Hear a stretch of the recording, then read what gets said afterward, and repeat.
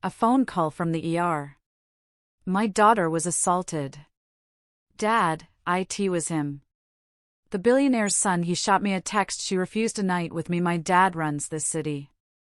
You can't touch me. He was right. I couldn't, so I placed a call to a retired gentleman in Sicily, her uncle. I uttered just 2 words, family business. A raspy voice answered, I'm on my way. What he ended up doing with him shook me. You know, sometimes life throws you a curveball so hard, it shatters everything you thought you knew about justice. What happens when the system designed to protect us fails, and the man who brutalized your daughter walks away with a smirk? Well, I'm here to tell you, sometimes, a father has to become the monster to protect his own. My name is Truman, and for 20 years, I was in Army intelligence. I learned a few things. Patience wins wars, information is the ultimate weapon, and evil men always think they're untouchable. Right up until they're not. I left that life behind 12 years ago, trading classified briefings for a quiet existence running a security firm in Portland. It was legitimate work, paid the bills, and, most importantly, it let me be home for dinner with my family. My wife, Amber, is an artist. She has a pottery studio in our converted garage. And then there's our daughter, Karina. At 21, she was this incredible blend of Amber's striking beauty and my own stubborn determination. She was double majoring at Portland State, ready to change the world. And I had absolutely no doubt she would. Our modest house in Beaverton, the pencil marks on the kitchen doorframe where we tracked her growth since she was 7, that was our life. That was our peace. That Friday evening, Karina was heading out for a study group. Text when you're on your way home, I called out, almost automatically. She just rolled her eyes, affectionately, of course. Always do, old man. Amber, Clay still dusting her forearms from the studio, added, be safe, sweetheart.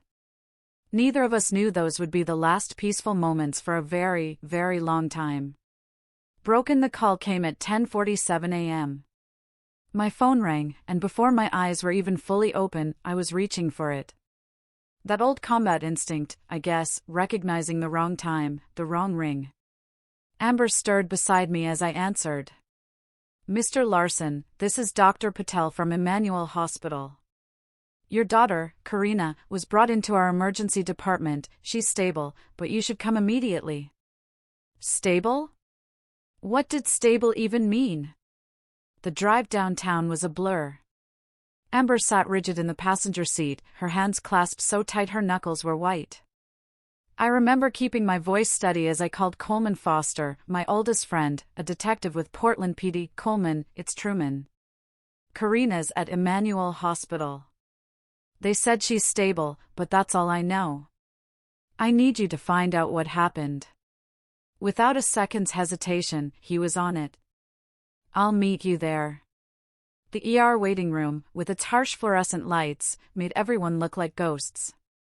A nurse led us back immediately, which, as you know, is never a good sign. Dr. Patel met us outside a room, wearing that gentle, practiced expression medical professionals put on when they have to deliver devastating news. Your daughter was assaulted earlier this evening. She has a concussion, a broken nose, 3 cracked ribs, extensive bruising, and defensive wounds on her arms. We've completed a full examination and collected evidence. I stopped hearing. The world went silent, then roared. I was vaguely aware of Amber's hand gripping my arm, of Dr. Patel's mouth moving, but the sound was just gone. Through the window, I could see Karina. My beautiful girl. Her face a canvas of purple and black, her left eye swollen shut. Can we see her? Amber's voice was a whisper, barely audible. Inside, Karina's good eye opened when we entered. Mom. Dad, her split lip made speaking difficult. I'm okay. Amber broke, the careful composure gone, tears streaming as she held our daughter's hand. I just stood there. And for the first time in my adult life, I felt truly, utterly helpless. In Afghanistan, in Baghdad, in a dozen other hellholes, I'd always known what to do. Always had a mission, a target, a plan. But looking at my broken daughter, that careful control I'd spent decades building, it started to crack. Who did this? My voice was shockingly calm, even to me. Karina's jaw tightened. She had my stubbornness, all right. And I saw her decide, despite her fear, that she had to tell us. Stanford Phelps. The name meant nothing to me then. But I'd learn. Oh, I'd learn everything. We met at a fundraiser last month, she started, wincing. He seemed charming, interested in the cause. He asked me to dinner. Said he wanted to discuss funding. It was supposed to be at a restaurant, but he changed locations last minute, said his father's penthouse had a better view, better privacy for discussing donations. Amber's hand tightened on Karina's. He wanted, Karina's voice cracked. He said spending the night with him was the prize for his donation. When I refused, when I tried to leave, she couldn't finish. Did he? I couldn't complete the question. No. I fought. I screamed. I got away before a doorman heard and called 911. Her good I met mine. But Dad, he wasn't scared. Not even when the ambulance came. He just smiled and said his father would handle it. Coleman arrived 20 minutes later. His detective shield clipped to his belt, his expression grim. He'd been my roommate in basic training, my best man, Karina's godfather. In the hallway, he gave me the news I already suspected. Stanford Phelps, 26. Only son of Robert Phelps, real estate developer, worth north of $3 billion. The kid has a sheet, but nothing that ever stuck. 3 prior assault allegations, all withdrawn. 2 DUIs that vanished. A sexual assault complaint from 2 years ago that got buried. How is that possible? I asked, my voice a dangerous whisper. Robert Phelps owns half the city council, funds the DA's campaigns, and has enough lawyers to form their own firm. Coleman's voice was tight with anger. Uniform officers responded to the scene. Phelps's attorney was already there. By the time I heard about it and made calls, Stanford was home free. No arrest, no charges filed. The DA's office is calling it insufficient evidence to proceed. My daughter is in a hospital bed with a broken face. I know, Truman. And I'm telling you, this is bigger than what I can touch. The Phelps family is protected at levels that make my badge worthless. I stood very still. Then I'll handle it. Coleman stepped back. We'd known each other for 30 years. Seen combat together. Buried friends. He recognized that tone. Don't do anything that makes me have to arrest you.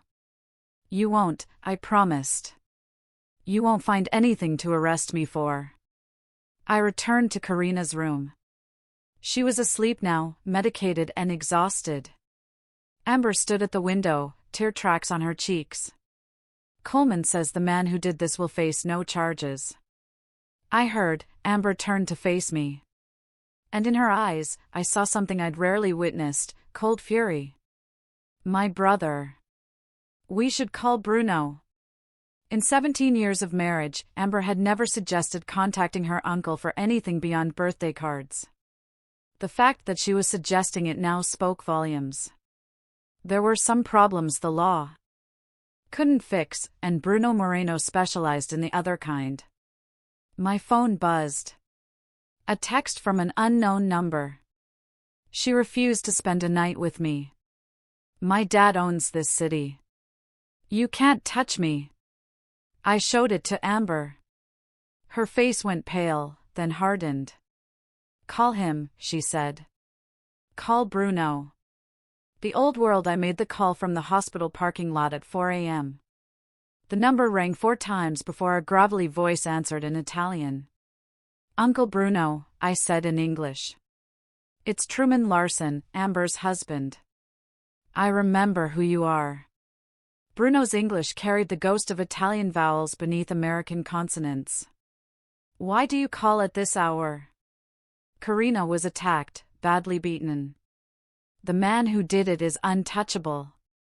Billions in family money, owns half the police force, and the district attorney won't touch him.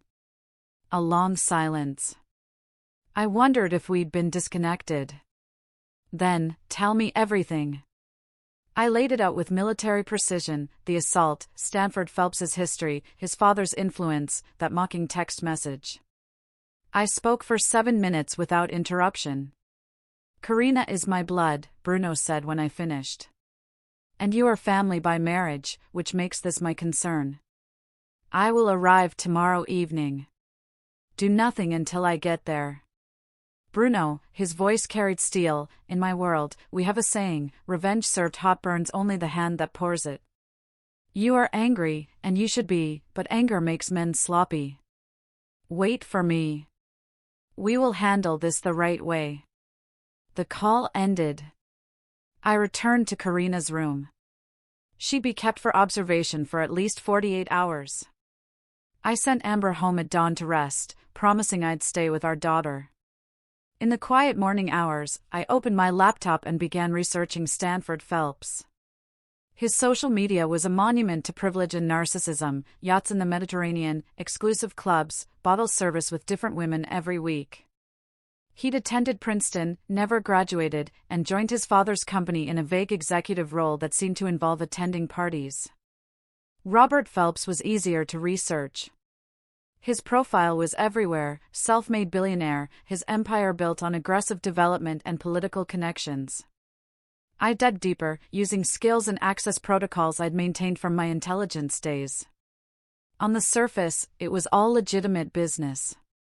But in the margins, I found shadows: lawsuits settled quietly, building code violations that vanished, competitors who mysteriously lost financing. Robert Phelps had built his empire on pressure and manipulation, and he'd raised his son to believe the same rules applied to people. Coleman called around noon. I'm going to tell you something off the record, and you didn't hear it from me. Stanford Phelps was questioned this morning, as a courtesy, by a junior detective who doesn't know better. It lasted 5 minutes before the lawyer shut it down. But I got a copy of his statement. He claims Karina came to his apartment willingly, that they had a consensual encounter, and she only got upset when he wouldn't commit to funding her pet causes. So she became aggressive and he was forced to defend himself. Then she accidentally fell. My knuckles went white around the phone. His lawyer also filed a counter-complaint, Coleman continued, claiming Karina was attempting to extort money through false allegations, and that the Larson family should expect a defamation lawsuit.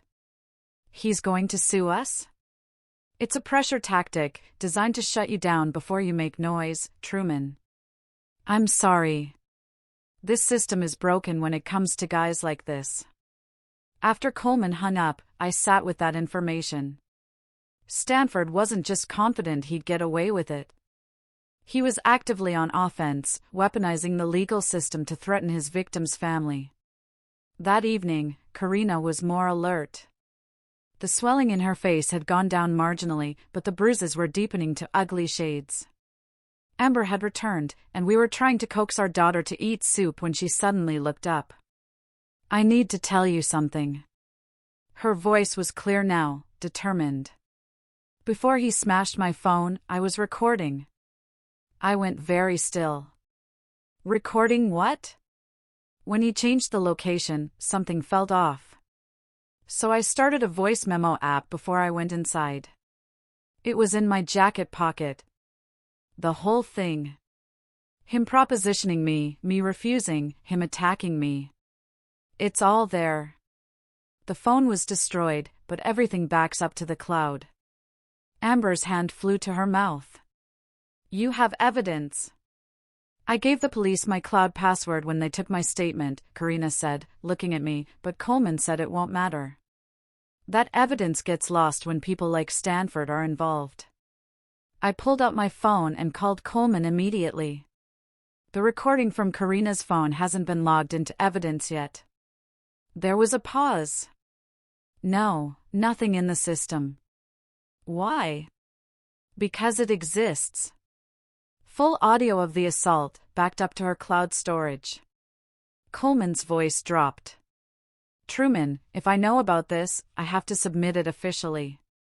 And if I submit it officially, it'll be in the system where his lawyers can see it and get it suppressed before anyone relevant hears it, or it might just disappear. Don't submit it yet, I said. Give me 24 hours. You're asking me to sit on evidence. I'm asking you to be strategic about when and how you introduce it. 24 hours, Cole. Then do whatever you have to do. Another pause. 24 hours. But Truman, be careful. These people don't play fair. Neither do I said, and ended the call. Bruno Moreno arrived at Portland International at 6 p.m. I picked him up alone, Amber staying at the hospital with Karina. The man who emerged from the terminal looked nothing like the stereotype of a Sicilian mobster. At 72, Bruno was lean and weathered, wearing an expensive suit and carrying a single leather bag. His hair was silver, his face lined with decades of sun, and his dark eyes missed nothing. We embraced briefly. Show me, Bruno said. At the hospital, Bruno sat beside Karina's bed for a long time, studying her injuries with an expression of stone. He took her hand gently, and when he spoke, his voice was soft, in Italian. Words I didn't understand, but recognized as some kind of vow. Then Bruno turned to me. Now we talk somewhere private. We went to a 24-hour diner. In a corner booth, Bruno ordered espresso and listened as I laid out everything, what I'd learned about Stanford and Robert Phelps, the corruption protecting them, and the existence of the recording. This recording, Bruno said. It is your ace. But played through their corrupt system, it will be neutralized. We must use it differently. I'm listening. You are intelligence, yes?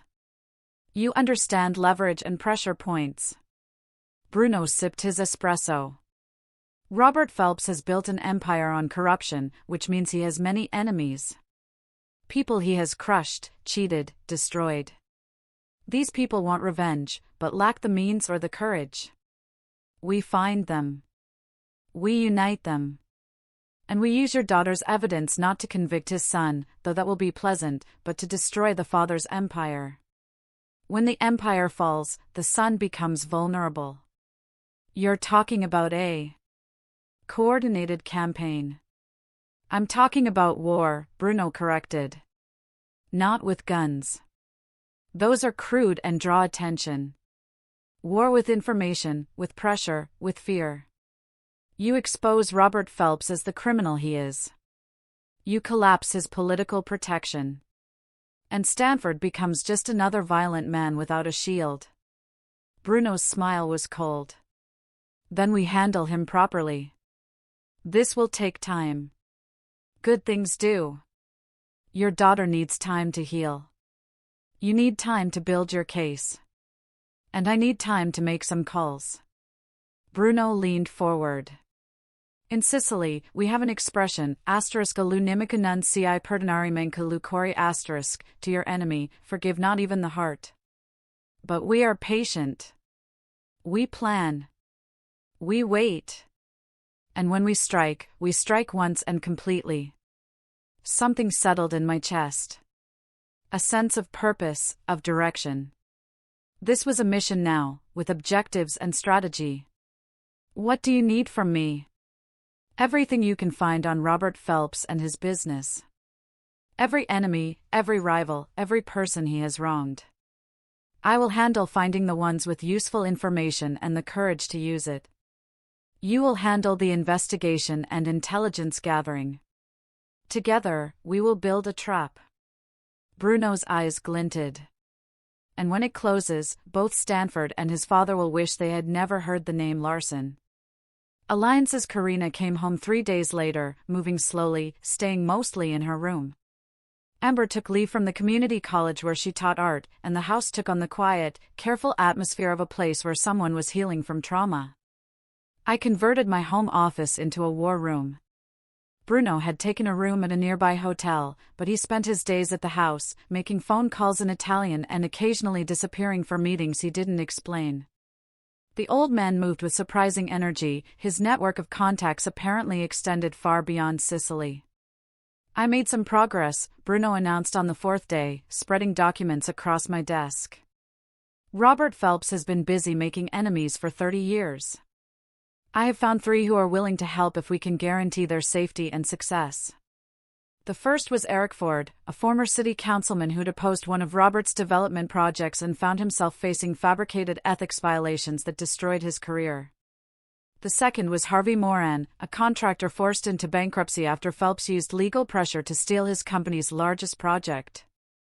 The third was Andreas Wright, a journalist who'd written an investigative piece about Phelps's business practices and been sued into silence. They all have pieces of the story, Bruno explained, but separately, they lack the evidence and the courage to act. Together, properly orchestrated, they become dangerous. I'd been conducting my own investigation, using techniques honed in military intelligence. I was mapping Robert Phelps's empire, shell companies, offshore accounts, the complex web of political relationships that protected it all. What I found was extensive corruption, bribes to city officials, falsified building permits, intimidation of competitors, systematic tax evasion. The question is how to make this public in a way that can't be suppressed, I said. Coleman Foster arrived that evening, officially off duty. In the war room, he studied the evidence I'd compiled with a detective's eye. "This is good work," Coleman admitted. "Better than good. This is prosecutable. But the DA won't touch it. Marcia Cantrell has been in Phelps's pocket for years. Her last 3 campaigns were funded by his PAC. So, we go over her head," Bruno said. "The federal authorities," Coleman countered. "The FBI would need a reason to get involved, and they need to believe they have a case that won't be killed by political pressure at higher levels." I'd been thinking about this. What if it wasn't just about Robert Phelps?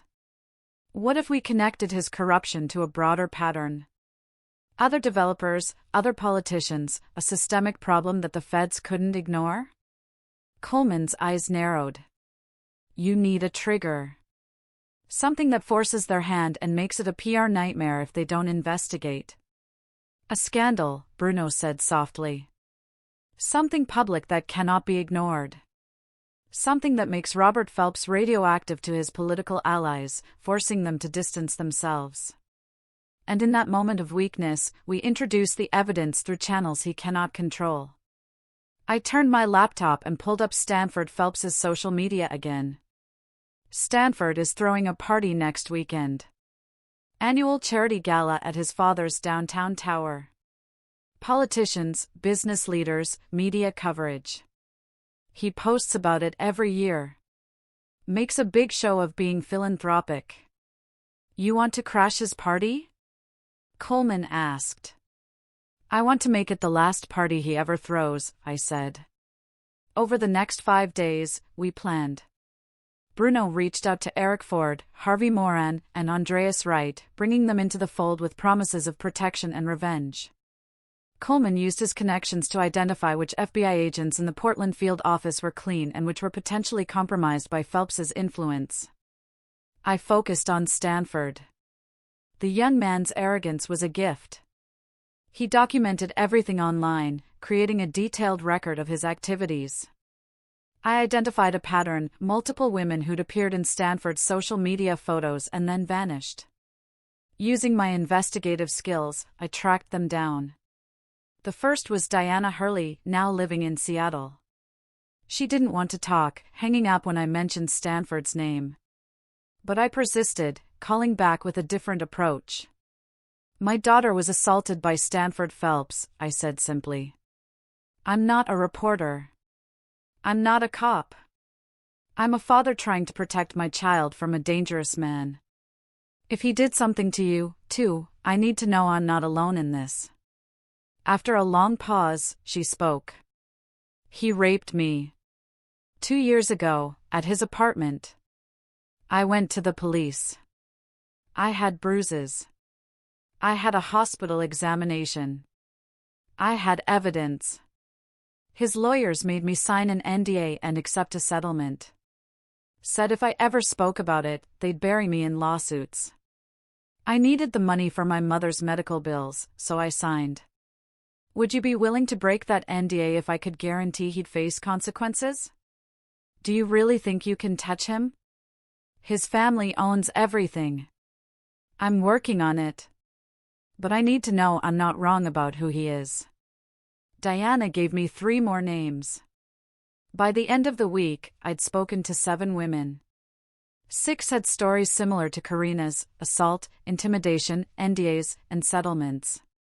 1 had been in high school when Stanford, then 23, had pursued her at a party. None of them would go on record. The fear Robert Phelps had instilled was too deep. But they provided information, dates, locations, details that corroborated a pattern of predatory behavior spanning nearly a decade. This is valuable, Coleman said, reviewing my notes. But without testimony, it's still not enough. We have Karina's recording, I reminded him, which we haven't officially submitted to evidence, meaning it's not legally admissible in any current proceeding. Bruno had been quiet, listening to our debate. Now he spoke. You are thinking like men bound by their laws. We are not bound. The recording does not need to be evidence in a court. It needs to be heard by the public. I understood immediately. A leak. Not yet, Bruno cautioned. First, we set the stage. We prepare the battlefield. The charity gala is in 3 days. We use that event to create chaos in Robert Phelps's world. Then, in the midst of that chaos, we release the recording through channels that cannot be suppressed, social media, multiple news outlets simultaneously, directly to the FBI. By the time his lawyers react, it will be everywhere. And Stanford? I asked. Bruno's smile was cold. For him, we have a different plan. One that addresses the personal nature of his crime.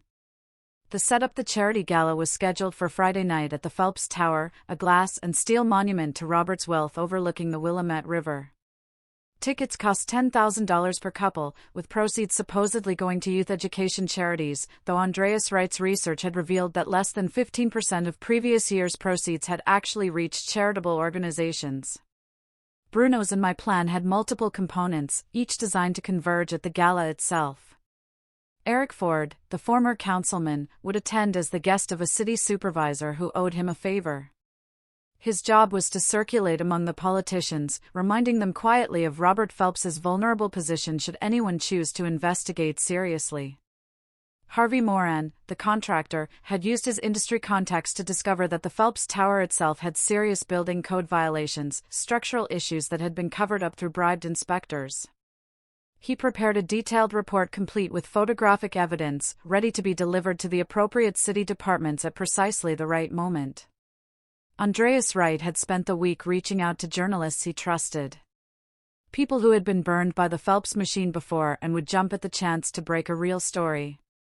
He primed them with hints of a major scandal about to break, told them to watch social media Friday night, and made sure they had secure methods to receive leaked documents. Coleman's role was more delicate. He'd connected with FBI Special Agent Brett Hayes, an organized crime specialist who'd been quietly building a case against corruption in Portland's real estate development sector. Hayes was professional, careful, and, most importantly, not in Robert Phelps's pocket. Coleman briefed him on the evidence I'd compiled, warning him that something significant would happen soon. I can't promise the Bureau will act immediately, Hayes had said. But if you can give me probable cause and evidence that hasn't been compromised by local corruption, I'll get it to prosecutors who will take it seriously. Bruno handled the most sensitive component through his connections, contacts I still didn't fully understand. He'd arranged for protesters to gather outside the gala.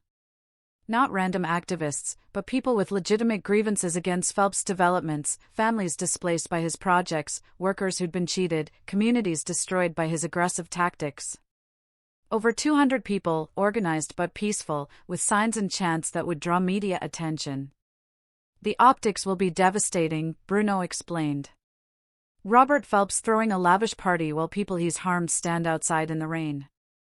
The news cameras will love it. And Stanford? I pressed.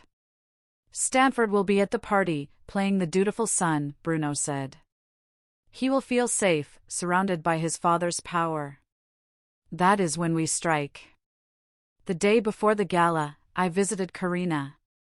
She was healing physically, the bruises fading from black to purple to yellow, the swelling in her face diminished. But I saw the shadows in her eyes, the way she startled at unexpected sounds, the anger simmering beneath her careful composure.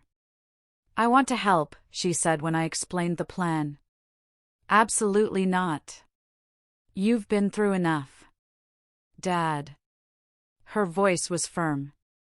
He did this to me, and he's done it to other women. I can't just hide in my room while you try to fix it. I need to be part of this. Amber appeared in the doorway. She's right, Truman. I don't like it either, but Karina isn't a child, and this is her fight, too. We can't protect her by keeping her locked away. We protect her by making sure Stanford Phelps can never hurt anyone again.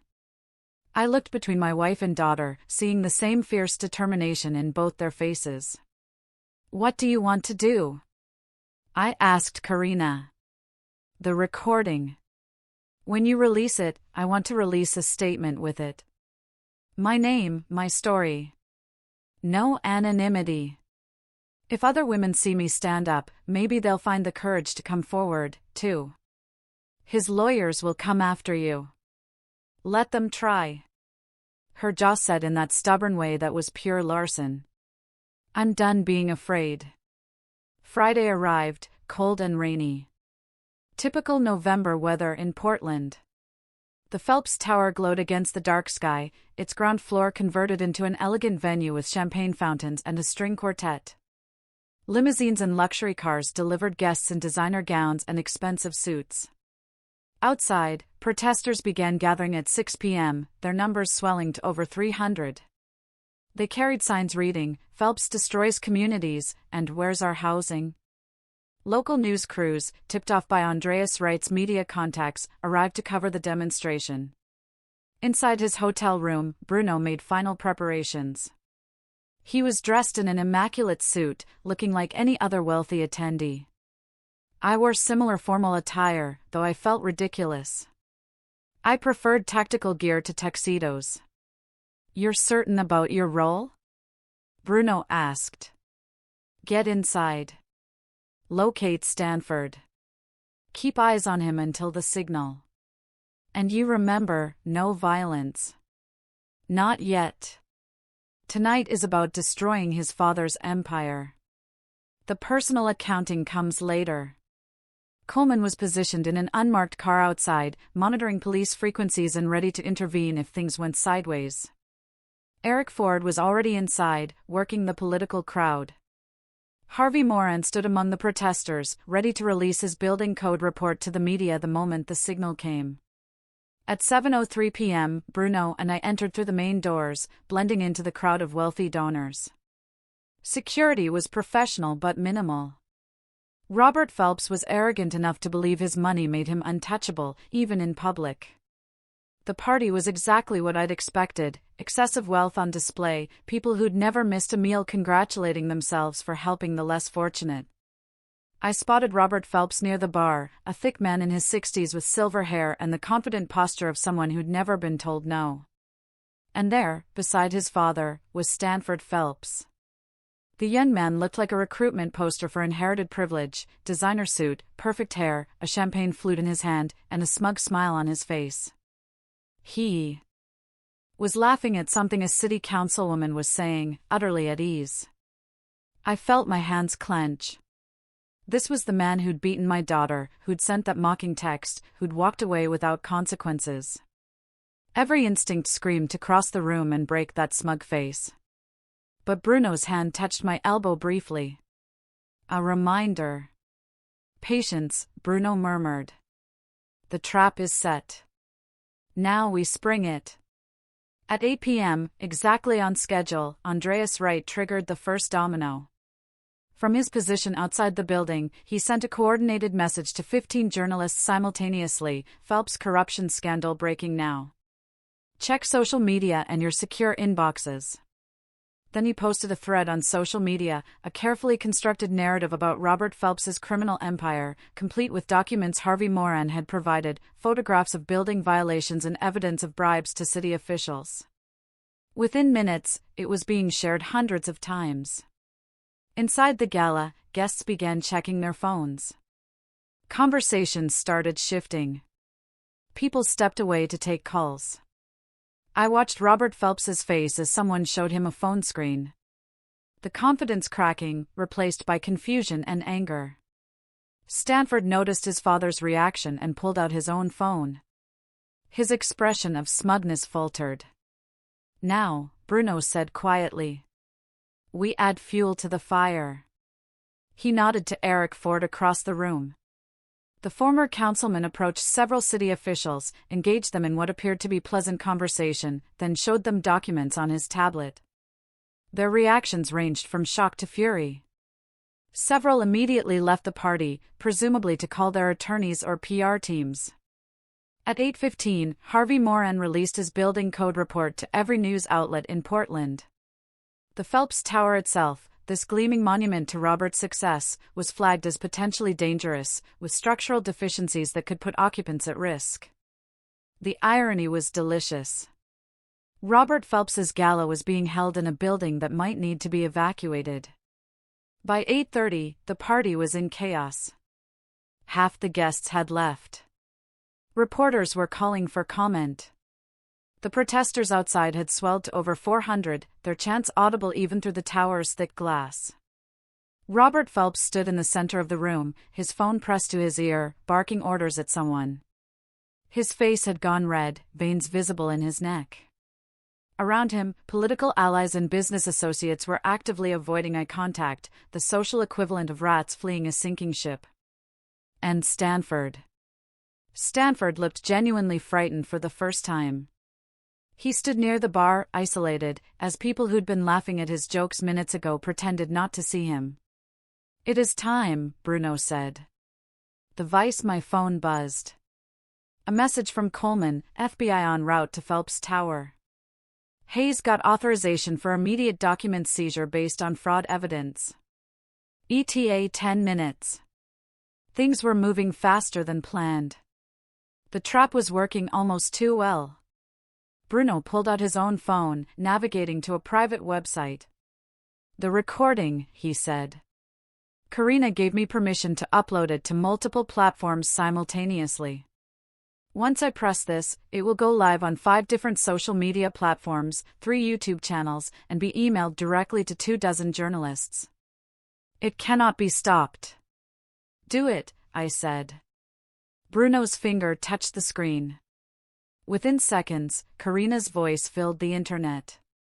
"I appreciate the invitation, Mr. Phelps, but I'm not comfortable going to your apartment instead of the restaurant. I think I should leave." Then Stanford's voice, smooth and entitled. "Don't be difficult. I'm offering a very generous donation. All you have to do is be friendly." And Karina's response, firm, "That's not what philanthropy means. I'm leaving." What followed was the audio of the assault. Stanford's voice turning ugly. Furniture crashing. Karina screaming for help. His casual laughter as he hit her. The recording lasted 8 minutes and captured everything: his confession that he expected sex in exchange for his donation, his assertion that his father owned the police, his threats about what would happen if she reported him. It was damning. It was crystal clear. And it was already viral. I watched Stanford's face go white as someone showed him a phone. The young man's hands were shaking. Robert Phelps pushed through the remaining crowd, grabbed his son's arm, and pulled him toward a private elevator. But before they could reach it, FBI agents entered the building. Hayes, leading a team of 6, all wearing blue windbreakers with yellow letters. "Robert Phelps," Hayes announced, his voice carrying across the now silent room. "We have a warrant to seize records related to Phelps Development Corporation's business practices. We're also placing you under investigation for fraud, bribery, and racketeering." Robert's face went from red to purple. You have no authority. We have plenty of authority, sir. Federal jurisdiction supersedes your local connections. Hayes gestured to his team. Secure all computers and file servers in this building. No one leaves until we've documented what we need. As FBI agents spread through the tower, Bruno leaned close to me. The Empire falls. Now we handle the sun. But before they could move, Stanford Phelps did something stupid. Perhaps it was panic. Perhaps arrogance. Or perhaps just the instinct of a cornered animal. But he ran. Not toward the elevator, but toward the emergency stairs, shoving past guests and knocking over a champagne fountain in his haste. Stop him! Robert shouted, but no one moved to help. Bruno and I followed at a measured pace.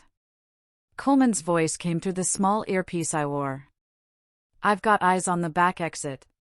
He's heading for the parking garage. Stanford burst into the underground garage, looking wildly for his car.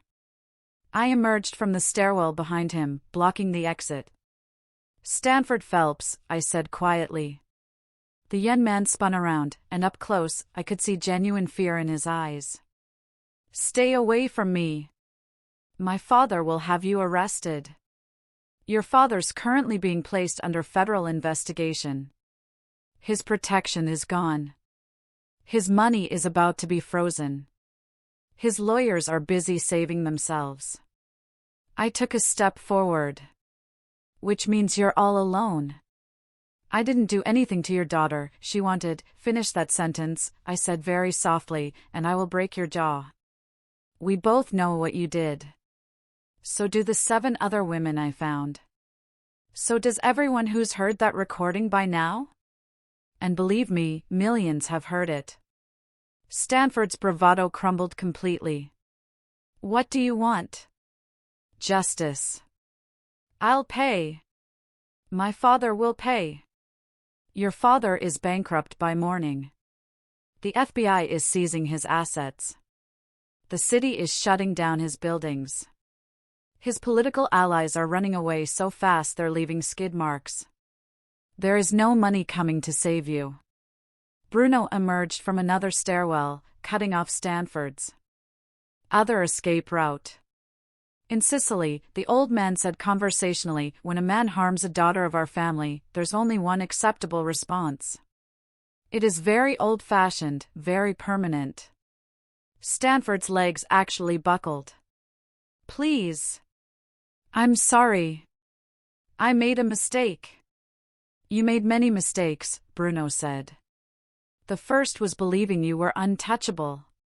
The second was sending that arrogant text message to a father who loves his daughter. The third was existing in a world where men like me still exist. Coleman's voice in my ear. Truman. I've got 2 Portland PD units responding to the tower. Someone called about a disturbance. You need to clear out before they arrive and complicate things. But I wasn't finished. Do you know what my daughter is doing right now? While you're cowering in this garage, she's preparing to testify. To go on record. To put her name and face to what you did so that every other woman you've hurt knows they're not alone. That's courage, Stanford. Real courage. Something you'll never understand. I'll confess, Stanford said desperately. I'll turn myself in. I'll plead guilty. Just don't. Don't what? I asked. Don't hurt you. Don't make you face consequences? You're going to face consequences, Stanford. Legal ones, social ones, personal ones. The question is how badly you'll suffer before you do. Bruno produced a phone and showed Stanford the screen, a news article already posted, showing his face next to headlines about assault and rape allegations. Your name is ruined. Your life as you knew it is over. The question is whether you survive long enough to see the inside of a prison cell. That was when Stanford broke completely.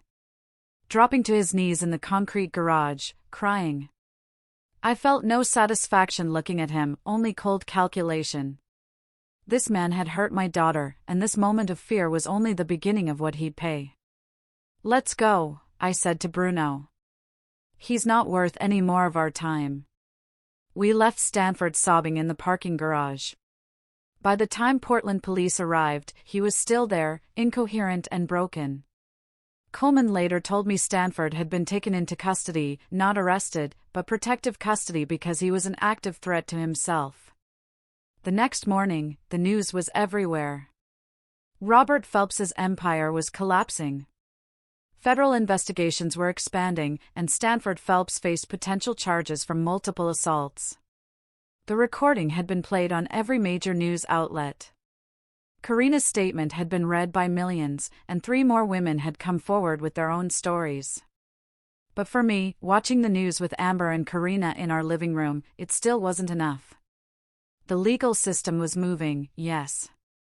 Justice might be served through courts and lawyers and trials. But the personal accounting, the real price for what Stanford had done, was still unpaid.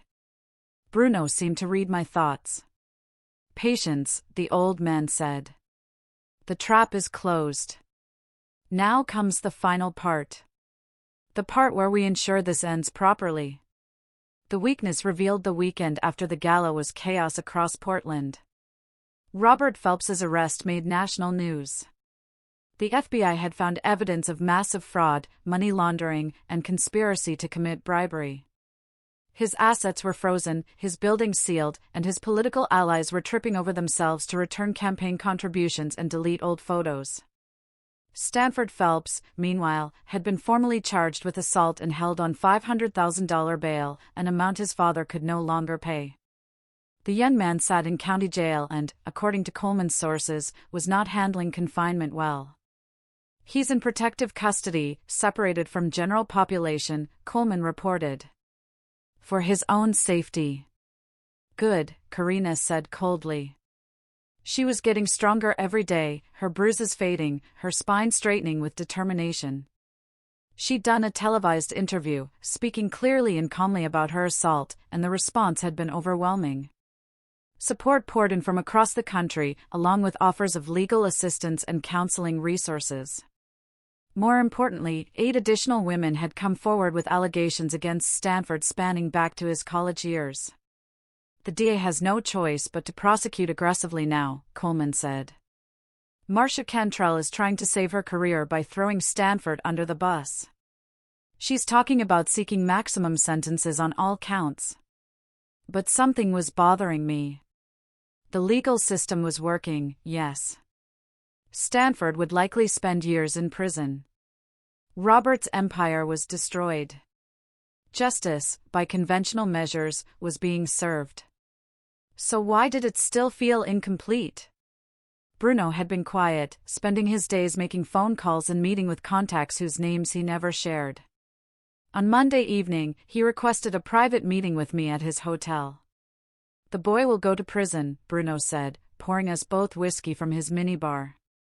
"Probably 8 to 12 years with good behavior. He will survive. Men like him often do. Protected, even in jail, by his remaining family connections. He will be humiliated, certainly, broken perhaps, but alive and free eventually." "You're saying that's not enough." "I'm saying you have a choice." Bruno sat across from me. "The legal system will deliver its version of justice. For many people, that would be sufficient. But in my world, we understand that some crimes require a more permanent response." "You're talking about murder."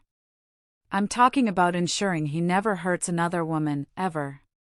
Bruno's eyes were steady. "In Sicily, when a man commits an unforgivable act against a family, there is no half measure. No counting on parole boards or rehabilitation. There is only finality." I stared at my whiskey. I'd killed men before, in combat, in the course of my military service.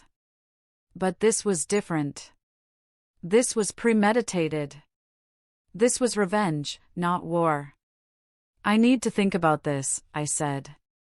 "Of course. But think quickly." He is vulnerable now. In custody, his father unable to protect him. This window will not remain open forever. That night, I lay awake beside Amber, wrestling with the question. I'd spent 20 years serving my country, believing in justice and law and order. I'd left that life behind to be a good husband, a good father, a good citizen. Taking the law into my own hands, taking a life in cold blood, was crossing a line I'd never imagined crossing. But when I closed my eyes, I saw Karina's broken face in a hospital bed. I heard Stanford's voice on that recording, laughing as he assaulted a helpless woman. I remembered that text message, "You can't touch me." The law would punish Stanford, but would it protect the next woman who crossed his path a decade from now, when he was released on parole? Would it prevent him from hurting someone else's daughter?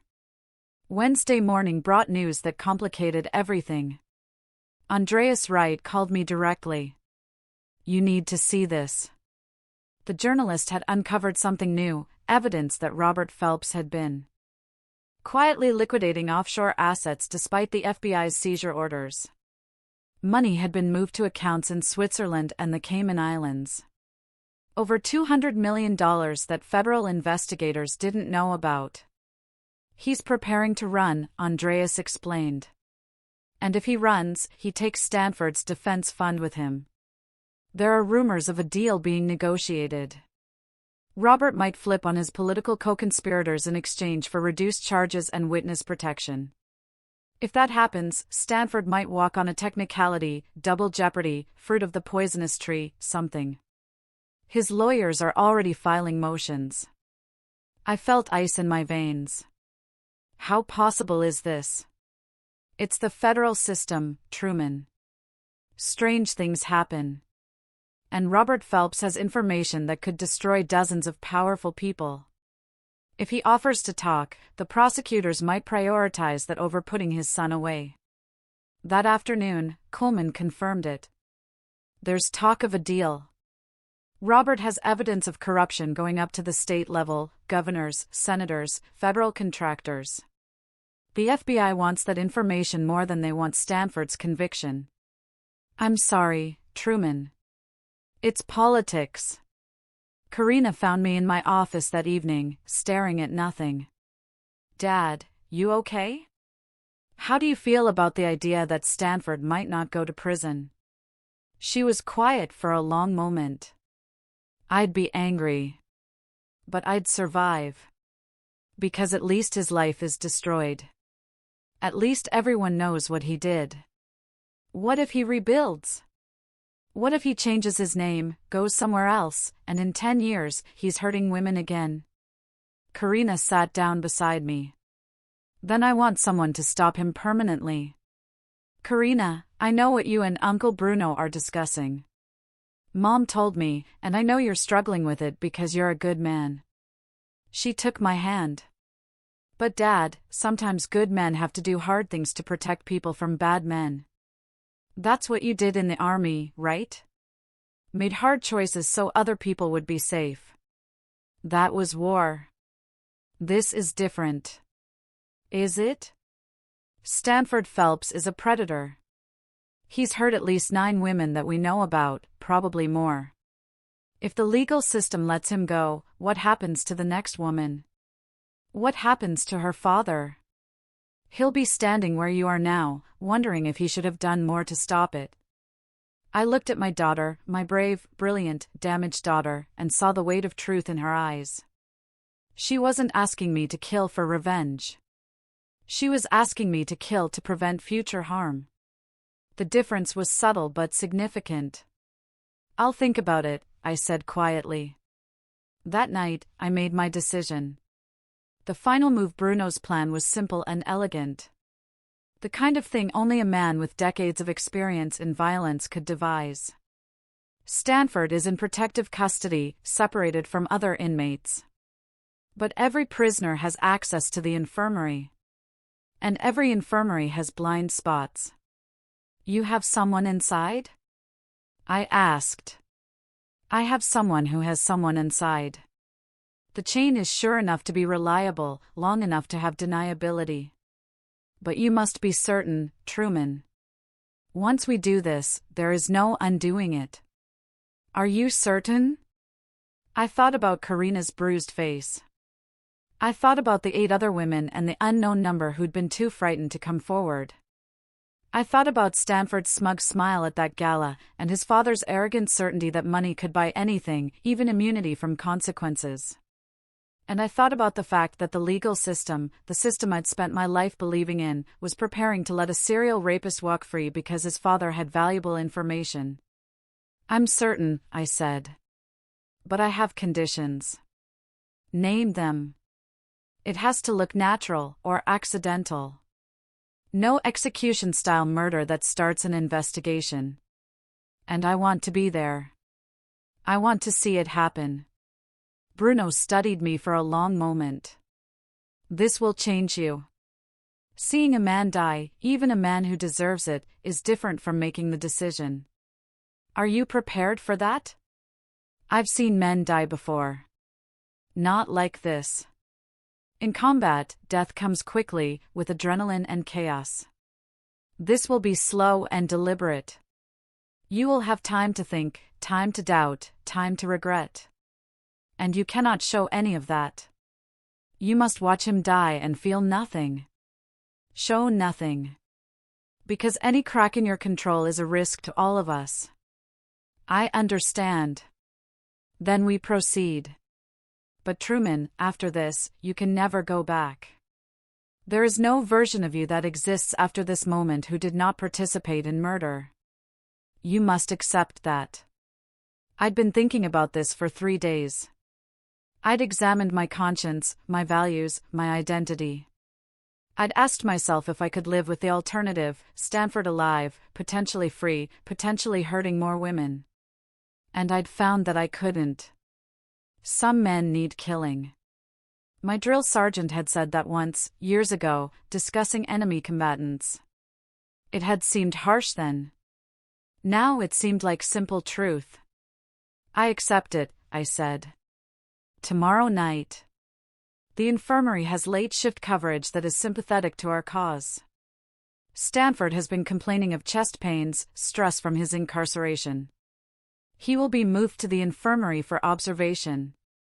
There will be a window of approximately 30 minutes when certain security cameras are undergoing routine maintenance. During that window, he will suffer a medical emergency. A heart attack. Very sudden, very fatal. The official cause will be undiagnosed heart condition exacerbated by stress.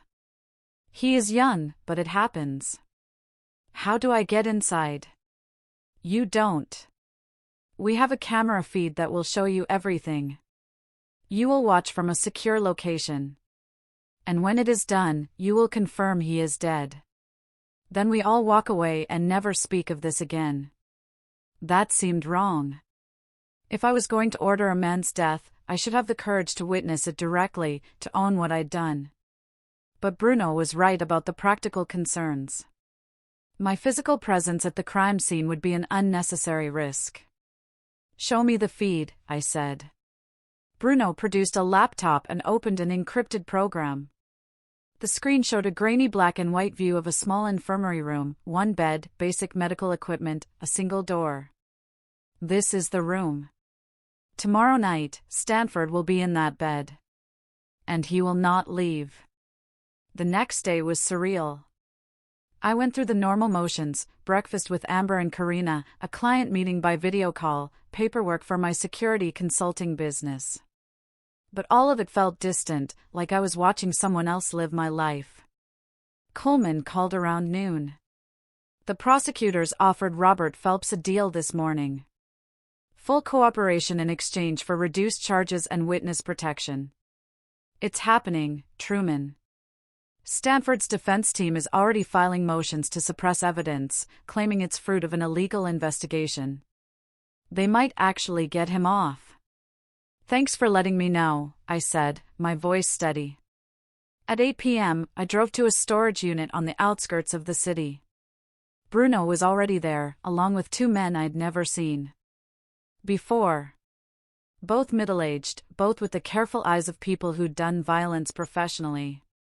Nobody offered names. Nobody shook hands. Bruno set up the laptop on a card table. The feed is live.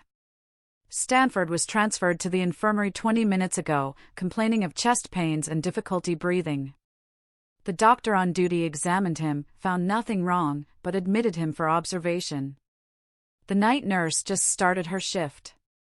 She is one of ours. She will ensure no one else enters that room. The screen showed Stanford lying in the infirmary bed, looking pale and frightened. Good, I thought. Let him be frightened. Let him know what it feels like to be helpless. How does it happen? I asked. One of the silent men spoke for the first time. Potassium chloride injection. Causes immediate cardiac arrest. When administered properly, it's nearly undetectable in routine autopsy. Combined with his documented anxiety and high-stress situation, the cause of death will be listed as heart failure. Natural causes. Who administers it? The nurse.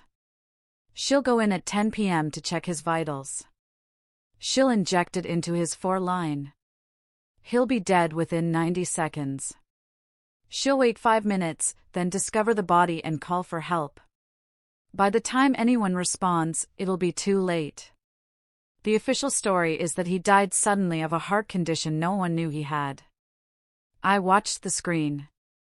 Stanford was alone in that room, probably terrified, probably praying his father would somehow save him.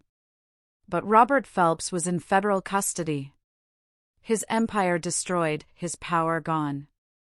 Stanford was truly alone for the first time in his life. The minutes crawled. Bruno offered whiskey. I declined. My head needed to be clear for this. I needed to remember every moment, to own what I was doing, to accept the weight of it. At 9:05 p.m., a nurse entered the frame. A woman in scrubs who moved efficiently around the room, checking monitors and adjusting Stanford. Stanford spoke to her. The feed had no audio, but his body language was pleading. The nurse's expression was professionally neutral. She produced a syringe from her pocket, checked it carefully, and approached the foreline. This was it. The moment I could still stop it. I could call out, tell Bruno to abort, let the legal system handle things however it would. I could preserve the version of myself who'd never ordered a man's death. But then I thought of Karina's words, what happens to the next woman? The nurse inserted the syringe into the foreport. Stanford's body went rigid. His back arched off the bed, hands clutching at his chest, his mouth opened in what must have been a scream, though the silent feed robbed it of sound. He thrashed for perhaps 30 seconds, then went still. The nurse watched dispassionately, checking her watch. After a minute, she checked his pulse, then his pupils. Then she calmly walked to the door and left the room. I watched Stanford's body for another minute, waiting for some sign of life, some movement. Nothing. Stanford Phelps was dead. It's done, Bruno said quietly. One of the silent men shut down the laptop and began breaking down the setup. Within 5 minutes, the storage unit was empty, except for Bruno and me. How do you feel? Bruno asked. Nothing, I said, and realized it was true. I'd expected guilt, regret, horror, something. But watching Stanford die had felt like watching a problem solve itself. Cold, mechanical, necessary. That's good, Bruno said. The guilt comes later. Maybe. Or maybe not. Some men are built for this kind of work, and they never regret what must be done. Time will tell which kind you are. We drove back to the city separately. I arrived home at midnight. Amber was still awake, sitting in the living room with a book she wasn't reading. Is it done? She asked. Yes. She nodded slowly. I'm not going to ask details. I'm not going to judge. But, Truman, promise me this was the last time. Promise me we don't become people who solve problems this way. I promise, I said, and meant it. I'd crossed a line tonight, but I wouldn't make a habit of it. This was an exception, a specific response to a specific threat, not a new way of life. Amber embraced me, and we stood together in the quiet house, holding each other against the darkness we'd invited in. Aftermath: the news broke at 6 a.m. Stanford Phelps had died of sudden cardiac arrest while in custody. The county medical examiner ruled it natural causes, likely related to an undiagnosed heart condition exacerbated by the stress of incarceration. An investigation was opened, but preliminary findings showed no signs of foul play. Robert Phelps, from his own federal holding cell, reportedly broke down upon hearing the news. His deal with prosecutors moved forward anyway. He had too much valuable information about too many powerful people. He would spend 10 years in minimum security and then vanish in witness protection. His empire gone, but his life preserved. Some might call that injustice. I called it acceptable collateral damage. The father had lost everything that mattered: his legacy, his reputation, his only son. Let him live with that. The following week brought a cascade of revelations. Robert's testimony implicated 32 public officials in corruption schemes spanning 15 years. The mayor resigned. The district attorney was indicted, and Oregon's governor announced she wouldn't seek re-election. The fallout would reshape Portland politics for a generation. For the Larson family, life slowly returned to something resembling normal. Karina continued her recovery, attending therapy and finding strength in survivor advocacy work. She'd become a voice for women who'd been silenced by powerful men, speaking at universities and legislative hearings about the need for justice system reform. "I think I want to go to law school," she told me one morning over breakfast. "I want to be the kind of lawyer who fights for people like me, who makes sure men like Stanford don't get away with what they do." "You'd be brilliant at it," I said, pride thickening my voice. Amber returned to teaching, finding solace in creating beauty with clay and helping students discover their own artistic voices. She never asked me for details about what happened in that storage unit, and I never offered them. Some things were better left unspoken between people who loved each other. Coleman Foster was promoted to detective sergeant, his role in exposing the Phelps corruption earning him commendations. He and I still met for coffee every Friday, talking about sports and family, and anything except the night Stanford died.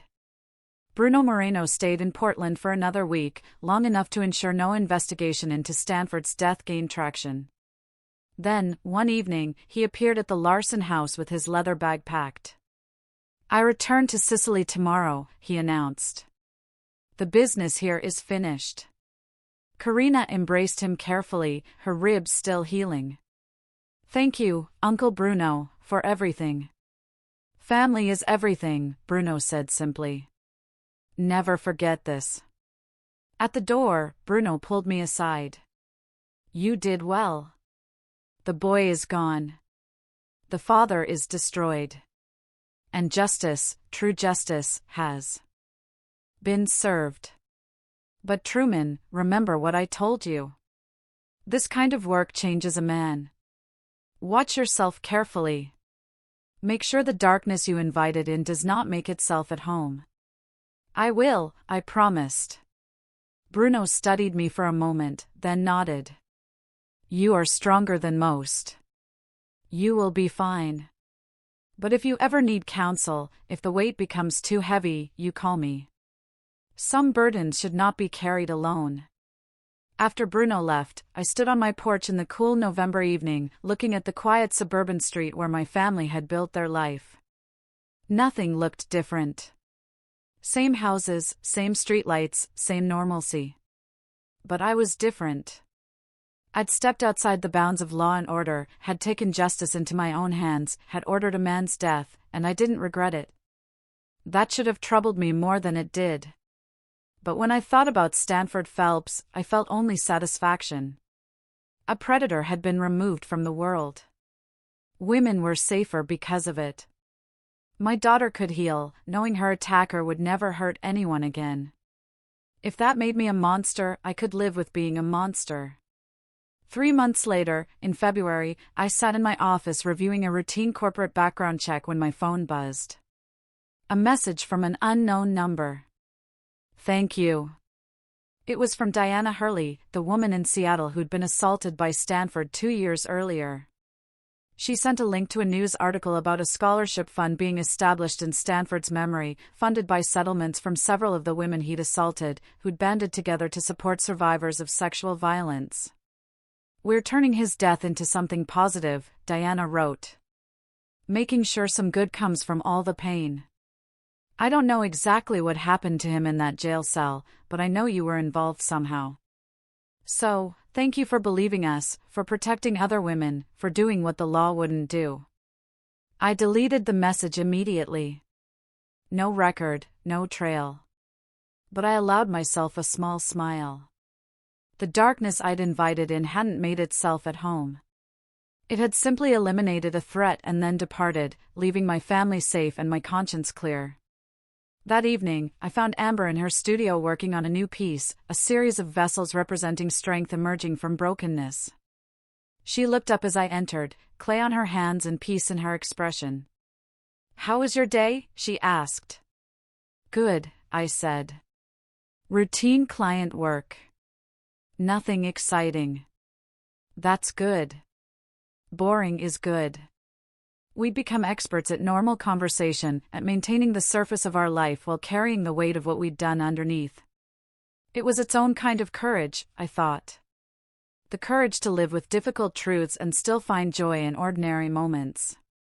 Karina was upstairs studying for her LSAT, her future taking shape in the aftermath of her trauma. She was stronger now, her spirit unbroken despite everything Stanford had tried to break. She would heal, and she would thrive, and she would help other women do the same. And Stanford Phelps was gone.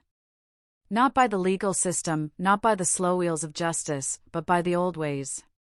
Family defending family, the strong protecting the weak, evil men facing consequences they thought they'd escaped. Bruno had been right. It was very old-fashioned, very permanent, and very, very necessary.